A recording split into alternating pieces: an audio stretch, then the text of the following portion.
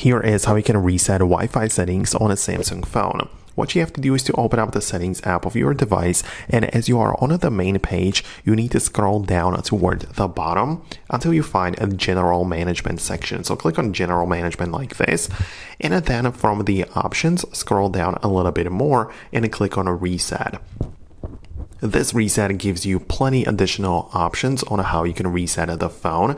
So we have resetting all settings, mobile network settings, or what we are interested in is reset Wi-Fi and Bluetooth settings. And when you tap on it, it will essentially reset your Wi-Fi connections as well as Bluetooth devices.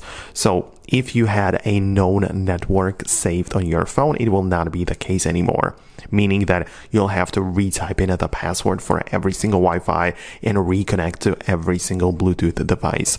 That's how it works. This gives your phone a quick reset in terms of these connections, and it's definitely a good idea to do it every once in a while.